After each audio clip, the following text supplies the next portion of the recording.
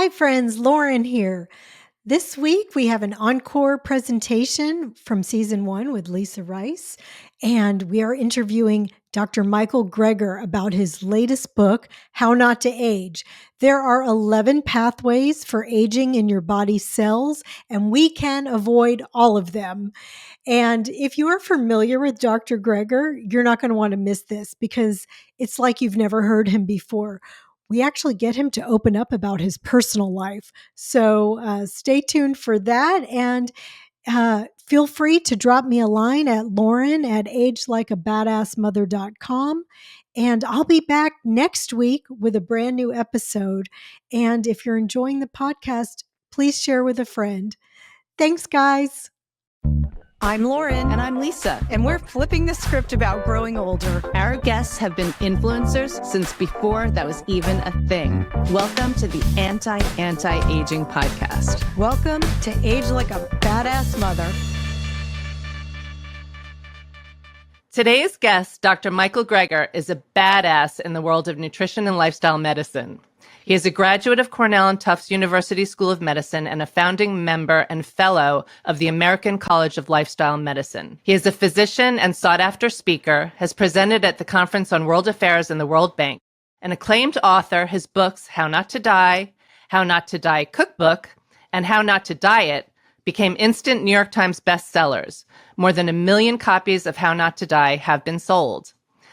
Dr. Greger feels like an old friend. Both Lauren and I have referenced his videos regularly for years. His research, knowledge, and humor have us addicted to his nonprofit portal, nutritionfacts.org, which scours the scientific literature to cut through the hype to provide free, evidence-based, life-saving information for all. He is our go-to for anything regarding nutrition and health. If you geek out over health facts and the minutia of nutrition like we do, or simply want to show up at your holiday family gathering with hard data to defend your plant-based lifestyle, then Dr. Michael Greger is your man. His newest mind-blowing book is How Not to Age, and certain to show us all how to age like a badass mother. Welcome, Dr. Greger. We're honored to have you here. I'm so excited to be here. Oh my gosh, this book is just 13,000 citations. I'm going to be very old by the time I'm going to live to be over 100 by the time I absorb all the information in this book. What, little light poolside beach reading? What's the problem? That's what I texted her the other night. I'm like, a little light reading before bed. So there's so many incredible takeaways from this book. And just in general, unless you're a jellyfish, we're all going to die. But the goal is to die young, as old as possible, as you say. And that's precisely what this podcast is about. And it's not surprising that the 11 pathways to aging can be regulated by diet. So as we know from your other books, diet, exercise, adequate sleep. I loved where you talked about how there's not enough time for you to sleep, which I thought was interesting because that's one of our questions. When do you sleep? And one of our favorites, of course, staying sexually active. So, yeah, maybe we can start with, I'm sure you've practiced the quick synopsis of Anti-Aging 8. Sure. The 8 is a kind of an actionable checklist to complement my daily dozen, specifying, particular foods like nuts, greens, and berries that have the potential to offer some of the best opportunities to slow aging and improve longevity. Happy to go into any of them. The Daily Dozen is something that we definitely live by. I don't think there were really any surprises with the Anti-Aging 8. But Lauren and I were talking about, confirmation bias and why is it that to this day, we both work in the field. I'm a health coach and Lauren does coaching also. And even with all this information and people like you sharing this incredible information and data and facts, there's still an obsession with not enough protein, fear of carbohydrates, soy is going to give me cancer. Would you mind addressing that for our listeners? Because our demographic, we definitely want to get that message across. Yeah, that's one of the reasons that I wrote this book, is to really cut through the noise and nonsense. It reminded me actually of my last book on weight loss. Both dieting and anti-aging are multi-billion-dollar industries. And with so much money in the mix, right? Seeking even basic practical advice in either arena, living longer or lighter, you're just faced with an inscrutable barrage of pills and potions.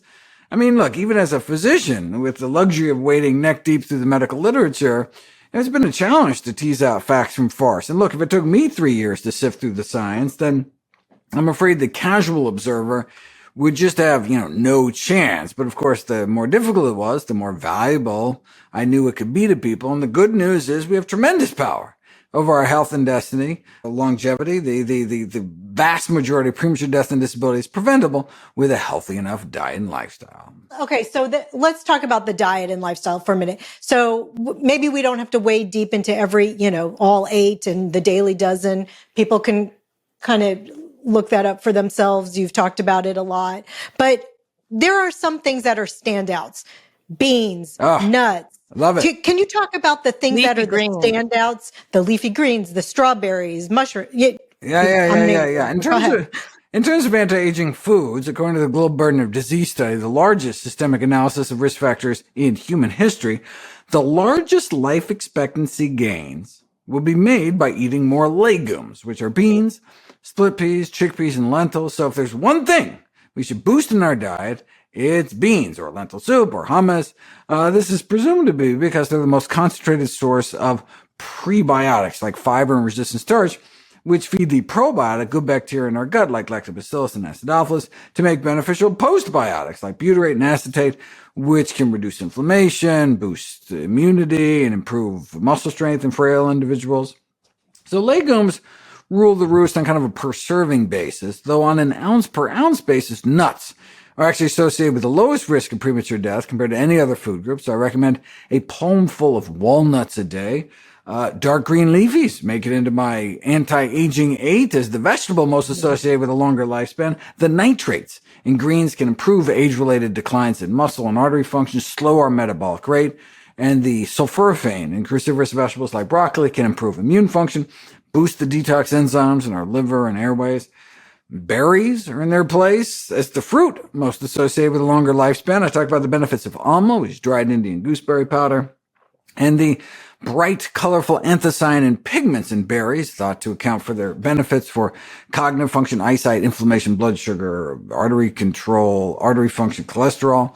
Though they do get cleared from our bloodstream within about 6 hours, so I recommend having, dosing every meal with berries, so it makes a perfect dessert, or with hibiscus tea, which has those same kind of anthocyanins, or savory sources, such as purple cabbage or purple sweet potatoes. And the rest of the anti-aging aid includes boosting levels of an enzyme cofactor called NAD, something called xenohormesis, microRNAs, caloric restriction, protein restriction, and methionine restriction, which is probably the most important thing we can do. I thought that was really interesting, the methionine restriction, because again, the obsession with protein. And if we're eating the right amount of calories, then we're not going to over consume the methionine, is something that you referenced in the book. But that I thought it was interesting, though, that cancers that are more prone to hormones, even high amounts of plant-based protein can affect that. Yeah, for IGF-1. So insulin-like growth factor 1. If you have high enough protein intake, doesn't matter whether it's plant or animal protein. Only at reasonable intakes do you actually get that plant-based benefit. Yeah, basically when it comes to protein and aging, less may be more. Reducing protein intake, meaning restricting protein intake down to recommended levels, is the only thing I could find that could actually help block all 11 of the aging pathways. Turns out there's no benefit for adding extra protein to the diets of older men and women in terms of muscle mass, muscle strength, or muscle performance. Instead, the excess protein most Americans get causes a drop in the pro-longevity hormone called FGF21, a drop in testosterone, a worsening of the age-accelerating enzyme mTOR. So we should strive to stick to the recommended 0.8 grams per healthy kilogram body weight, which comes out to be about 45 grams a day for the average height woman, 55 grams a day for the average height men, then reducing down to about 1 gram per kilogram after age 65. Yeah, we just spoke to Dr. Clapper, and he reiterated that very same thing about if you're getting enough calories, you're getting enough protein, and there's no need to add protein as we get older. But I thought another interesting aging tip is the calorie restriction. Can you talk about that a little bit? Because I think that's something that really intimidates people. And in my mind, if it's even just the minimal restriction of not eating after a certain time or eating before a certain time can be beneficial. Can you address that for the average person who maybe doesn't want to do intermittent fasting? Yeah, sure. Caloric restriction without malnutrition is one of the most powerful and non-pharmacological interventions for extending health span, lifespan across a number of species, in part by boosting AMPK, which is an anti-aging pathway, and autophagy, while reducing mTOR and IGF-1, this pro-aging enzyme and hormone. So simply reducing food intake can double or triple the lifespan of yeast, fruit flies, worms, prolong the average and maximum lifespan of rats and mice by up to 50%. But it's interesting. The lives of most animals is actually not prolonged by caloric restriction, even the most strains of mice tested. In terms of humans, we do have the calorie study, the largest, longest running study, randomizing people to caloric restriction, found that even a 12% drop in caloric intake can result in a variety of physiological, psychological, aging benefits. And so that's like, 250 calories on a 2,000 calorie diet. So it's just like skipping a piece of pie or something every day can have all these benefits, though it's not clear whether the benefits are due to the loss of excess body fat and or the concurrent improvements in dietary quality that they saw in that study. But, we can calorie restrict simply by switching to healthier, less calorie dense foods rather than eating smaller portions. So you actually eat more foods and get less calories by switching to healthy whole plant foods, which tend to be very whole food plant-based diet. There we go. That's why whole food plant-based diets have been found to be the most powerful weight loss intervention ever documented in the peer-reviewed medical literature that didn't enforce exercise or portion restriction. Nothing has worked better 6 and 12 months, according to the Broad study in New Zealand. And then, well, simply put, you say fiber is anti-inflammatory and saturated fat is pro-inflammatory. Yes, indeed. So that's inflammation is one of the aging pathways I talk about. Aging can be thought of as an inflammatory disease. Single blood tests for inflammatory markers such as C-reactive protein can predict physical and cognitive performance as well as remaining lifespan in elderly individuals. Thankfully, excess inflammation can be extinguished through changes in diet. So that's eating lower on the dietary inflammatory index. And so what does that mean? That means avoiding pro-inflammatory food components, saturated fat, endotoxins, N5GC, sodium, and so minimizing our intake of meat, dairy, tropical oils, and salt. One lousy breakfast can double our C-reactive proteins within 4 hours before it's even lunchtime, and then go out of our way to eat foods that are anti-inflammatory, such as legumes, beans, greens, sodium-free tomato juice or tomato paste, oats, flaxseed, turmeric, ginger, garlic, cinnamon, cocoa powder, dill, green and chamomile tea, and other fiber-rich, anthocyanin-rich, and salicylic acid-rich foods. And I talk about all that in the inflammation chapter. Yeah, it's all in the book, and it's all just incredible information. I found autophagy to be especially fascinating. And one of the things that you always say is that the body has this incredible capacity to heal itself. Would you say autophagy is a big part of that? Can you explain that to people, what that means, our body's ability to sort of clean house? Yeah, it's kind of our internal housekeeping process, considered a primary system for cleaning the body from the inside out, clearing away accumulated cellular debris that may contribute to the aging process. And so there's some food components that suppress autophagy, like acrylamide, which is a toxin formed during the frying process, concentrated in potato chips and French fries, whereas other food components like chlorogenic acid, the antioxidant in coffee, and spermidine can actually help our cells take out the trash. So to help boost this anti-aging pathway, I encourage readers to consider on a daily basis 60 minutes of moderate to vigorous aerobic activity. One needn't fast to boost autophagy, but rather go fast by exercising, though 20 minutes fails to move the needle, but 60 minutes of moderate intensity exercise such as brisk walking does. Minimizing your intake of French fries and potato chips, trying to get at least 20 milligrams of spermidine a day by incorporating foods into your diet such as tempeh, mushrooms, peas, and wheat germ, as well as drinking 3 cups a day of regular or decaf coffee.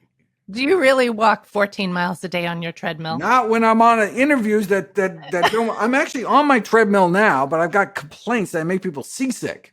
So I would be walking right now. We wanted to do this on our stationary bikes, but we thought we might have a little trouble focusing. We thought for sure you'd be on the treadmill. I wish I am on the treadmill, but I got it stopped. It's not going to bother us. All right, that's it. We're doing it. We're doing it. That's it.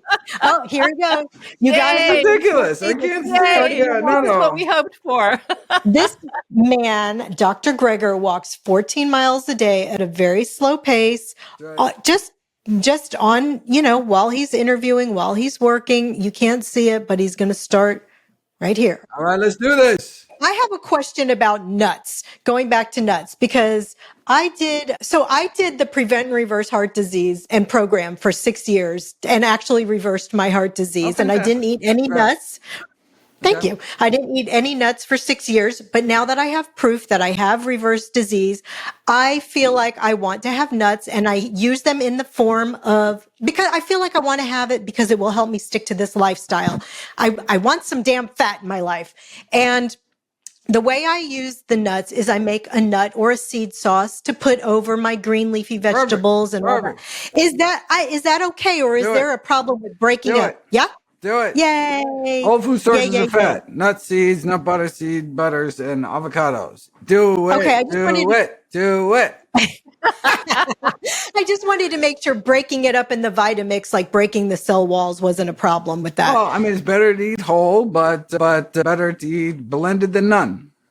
Okay. Because I feel like it's my spoonful of sugar that helps the medicine go down on my it's on my healthy too. vegetables. I encourage people to eat a palmful of walnuts every day in How Not to Age. Okay. Well, and also, Lauren, like we've talked about, you reversed your heart disease, but you learned that you've got the DNA for Alzheimer's in your family. And so that was another question about eating the benefits of nuts. But I also have completely cleared carotid arteries. I've had a lot of testing, and I feel like the diet I'm doing for my heart is the diet you do for Alzheimer's, right? It's Indeed, what's same good thing. for our heart is good for our head. Indeed. Exactly. Okay. I want to talk about, you touched on this a little bit, but I feel like I have a lot of friends who don't believe me, even though they've seen me reverse my heart disease, lose 20 pounds, gain all my health. They still don't believe about eating carbs, like the whole grains and so forth. And you say a low carb diet is a low lifespan diet. Can you just tell us why? Like, why? Tell our friends who won't listen. Tell our friends who won't listen to us to eat some rice, brown rice. Or a baked potato. No, most carbs people eat are, processed junk, right? So they're eating Twinkies or something. I mean, if Twinkies are your idea of carbohydrates, then of course you want a low carbohydrate diet.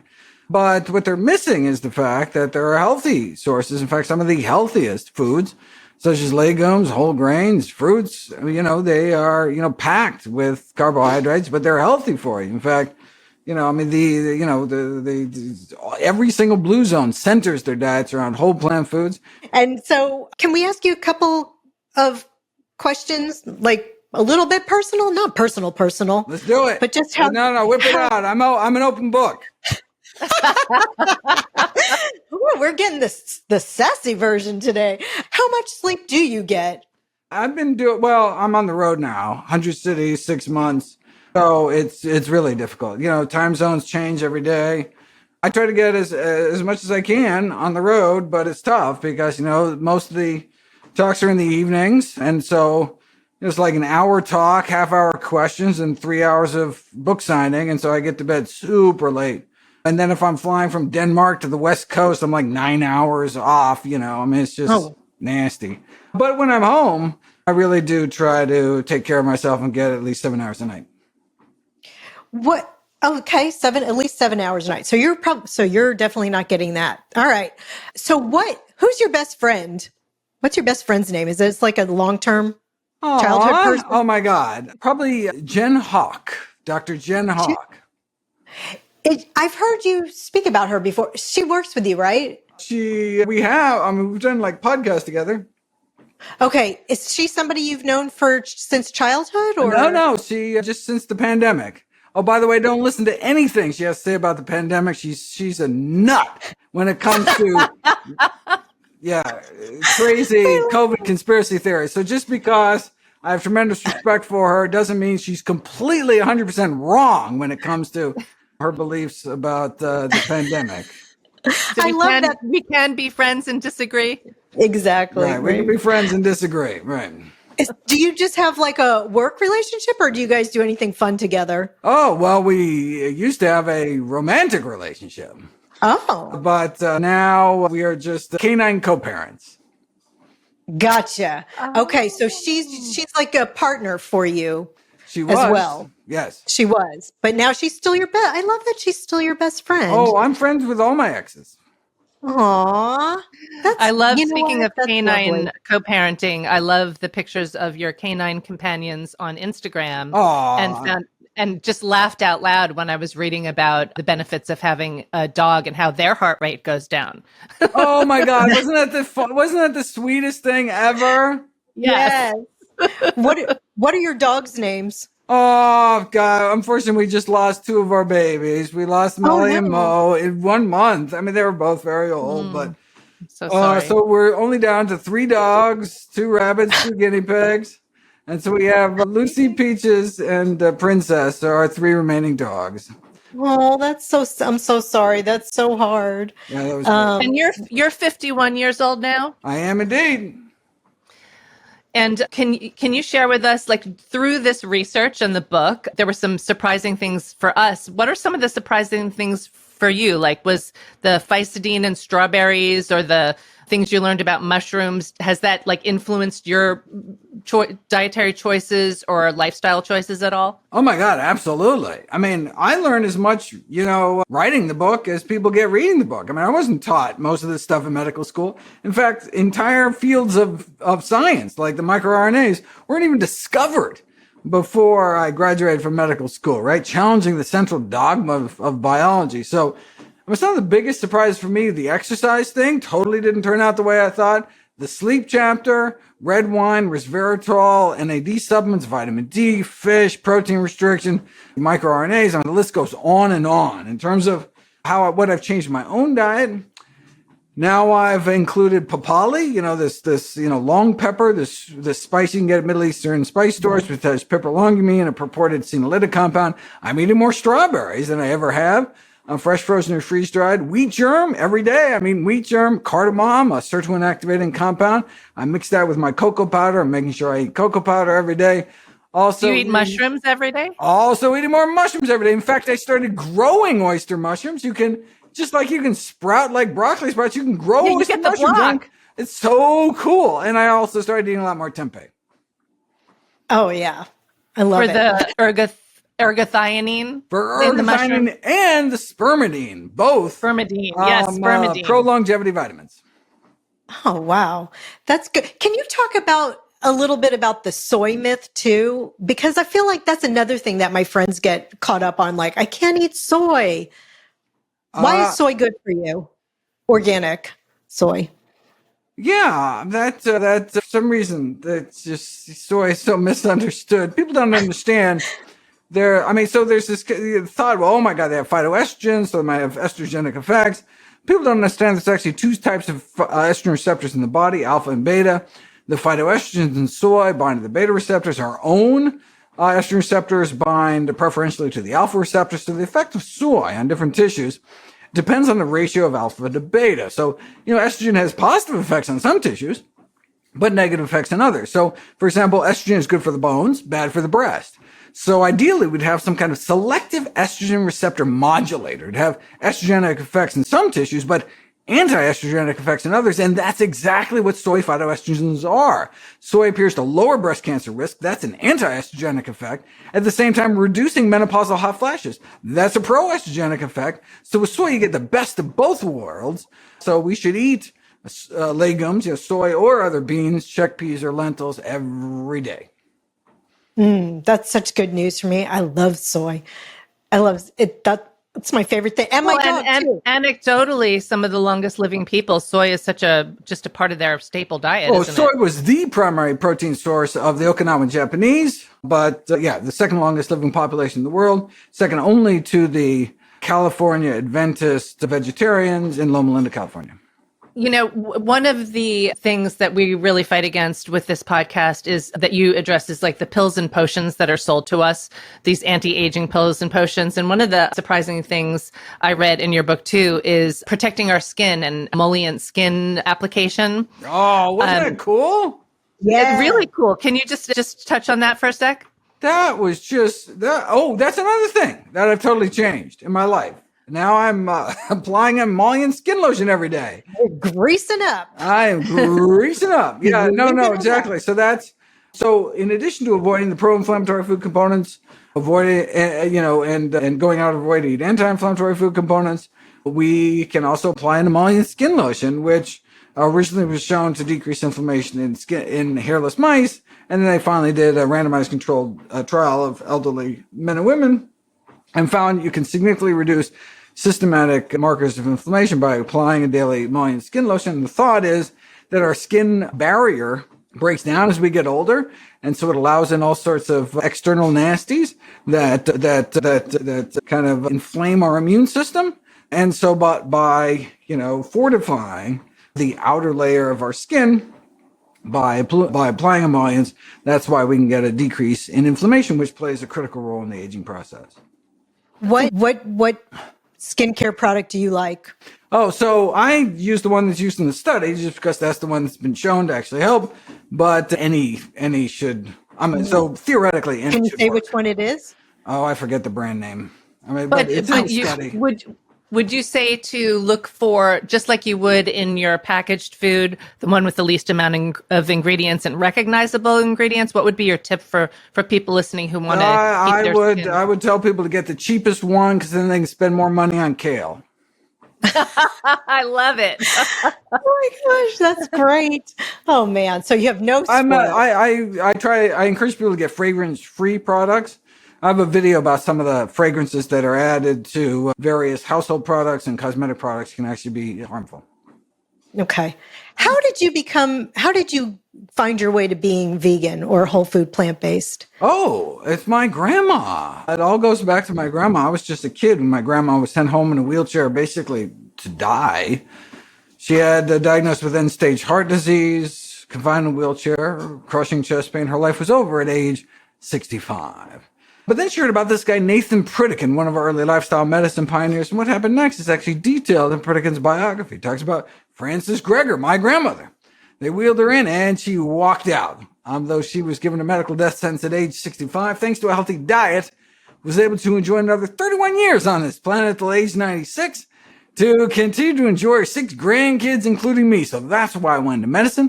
That's why I practice lifestyle medicine, why I started nutritionfacts.org, why I wrote the book, How Not to Die, why all the proceeds from all of the sales of my books are all donated directly to charity. I just want to do for everyone's family what Pritikin did for my family. Gosh, are we lucky? And I just want to reiterate what you just said. She did that at 65 and lived an additional 31 years. Yeah, amazing, right? Because we didn't think heart disease was reversible, but now we know better, and we have proof, thanks to Dr. Dean Ornish's lifestyle heart trial, published in one of the most prestigious medical journals in the world in 1990, decades ago. Yet hundreds of thousands of Americans continue to die of this preventable, arrestable, reversible condition. It's outrageous, but there are amazing people like you out there spreading the good news that we have this power over our health and longevity. Thank you so much. How Not to Age. We will be reading that until we're 100. Thanks so much, everybody. Bye.